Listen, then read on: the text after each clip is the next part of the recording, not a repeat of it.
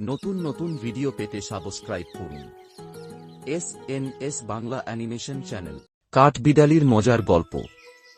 একদিন এক সবুজ শ্যামল বনে ছোট ছোট প্রাণীরা মিলেমিশে শান্তিতে বসবাস করত। বনের প্রাণীদের মধ্যে ছিল খরগোশ, টুনটুনি পাখি, কচ্ছপ, গন্ধগোকুল, আর তাদের মধ্যে সবচেয়ে বুদ্ধিমান ছিল কাঠবিড়ালি।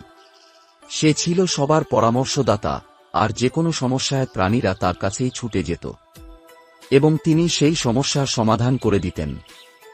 একদিন হঠাৎ টুনটুনি পাখি ভয়ে কাঁপতে কাঁপতে কাঠবিড়ালির কাছে এসে বলল, বড় বিপদ, আমাদের বনে এক বড় ক্ষুধার্ত সিংহ আসছে।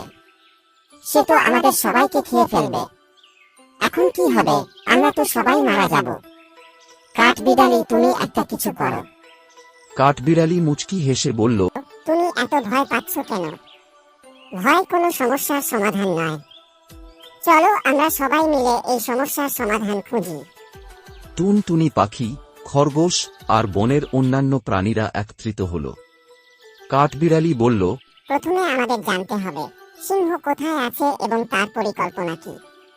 টুনটুনি, তুমি উঁচু গাছে উঠে চারপাশ দেখে আসো। টুনটুনি পাখি উড়ে গেল এবং ফিরে এসে বলল, সিংহ বনের এক কোণে আছে এবং মনে হয় সে ঘুমাচ্ছে। তবে তার গর্জন শুনে আমি ভয় পেয়ে গেছি। কাঠবিড়ালি বলল, তাহলে আমরা একটি ফাঁদ তৈরি করব। সবাই মিলে কাজ করো, আমি তোমাদের নির্দেশনা দিচ্ছি। সব প্রাণী মিলে কাঠবিড়ালির পরামর্শে একটি গভীর গর্ত খুঁড়ে তার ওপর শুকনো পাতায় ঢেকে দিল। তারপর কচ্ছপ আর টুনটুনি পাখি মিলে সিংহকে ফাঁদে ফেলার জন্য তার কাছে গেল।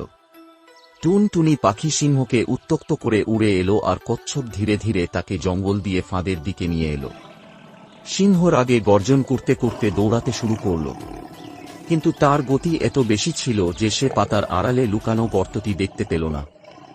ধপ করে গর্তে পড়ে গেল সিংহ। সিংহ গর্জন করতে লাগল, কিন্তু প্রাণীরা গর্তের ওপর বড় বড় পাথর দিয়ে ঢেকে দিল। সিংহ আর বের হতে পারল না। সব প্রাণী আনন্দে চিৎকার করে উঠল, ধন্যবাদ কাঠবিড়ালি, তোমার বুদ্ধির জন্য আমরা বাঁচলাম।